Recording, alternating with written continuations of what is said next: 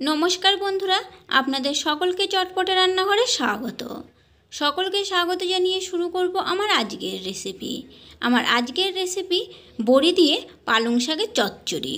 আর আজকের এই পালং শাকের চচ্চড়ি বানাবো সম্পূর্ণ নিরামিষ পদ্ধতিতে। যে কোনো দিনেই কিন্তু আপনারা এটা বানিয়ে নিতে পারেন, খেতে কিন্তু দারুণ হয়। তাহলে চলুন দেখে নেওয়া যাক। গ্যাস অন করে একটা কড়াই বসিয়ে দিয়েছি। কড়াইতে প্রথমে 1 টেবিল চামচ সরষের তেল দিয়ে দিলাম, তারপরে দিয়ে দিলাম 12 পিস বড়ি।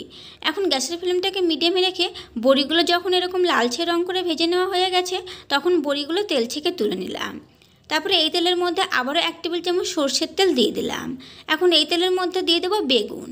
আমি এখানে একটা মাঝারি সাইজের বেগুন নিয়েছি, আর বেগুনটা আমি আগে থেকেই কেটে একটু লবণ হলুদ দিয়ে মাখিয়ে রেখেছিলাম।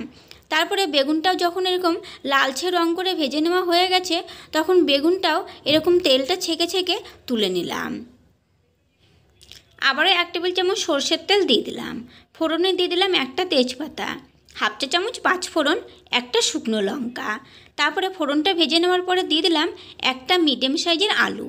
আলুটা আমি একটু লম্বাটে করে মোটা মোটা করে কেটে নিয়েছি। আলুটা প্রথমে 2 মিনিটের মতো ভেজে নেওয়ার পরে বাকি সবজিগুলো দিয়ে দেবো। দিয়ে দিলাম একটা মিডিয়াম সাইজের গাজর কুচি, 7 থেকে 8টা সিম। একটা সিমকে আমি 2 ভাগে ভাগ করে নিয়েছি। তারপরে দিয়ে দিলাম 3টে কাঁচা লঙ্কা কুচি, স্বাদ অনুযায়ী লবণ, 1/2 চা চামচ হলুদের গুঁড়ো। তবে ঝালটা আপনারা যে যেমন খেতে পছন্দ করেন সেটা বুঝেই দেবেন। তারপরে সমস্ত সবজিগুলো একসঙ্গে আবারও 4 মিনিটের মতো একটু ভালো করে ভেজে নিয়েছি। এখন দিয়ে দেবো পালং শাক। আমি এখানে 500 গ্রাম পালং শাক নিয়েছি। পালং শাকগুলো আগে থেকে কেটে ধুয়ে পরিষ্কার করে নিয়েছি।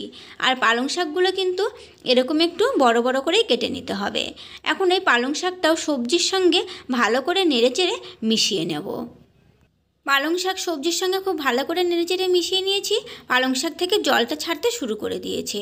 আমি এখানে 1/4 কাপ পরিমাণে জল দিয়ে দিলাম, কারণ সবজিগুলোও কিন্তু সেদ্ধ হতে হবে।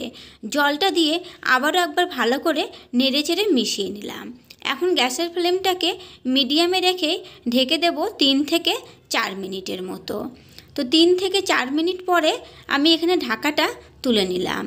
ঢাকাটা তুলে নেওয়ার পরে দিয়ে দিলাম আগে থেকে ভেজে রাখা বেগুনগুলো, আর দিয়ে দিলাম ভেজে রাখা বড়িগুলো, আর দিয়ে দিলাম 1 চা চামচ ভাজা জিরের গুঁড়ো। আপনারা একটু মিষ্টি মিষ্টি খেতে চাইলে এই সময় 1 চা চামচ পরিমাণে চিনিও দিয়ে দিতে পারেন। আমি এখানে চিনিটা দিলাম না।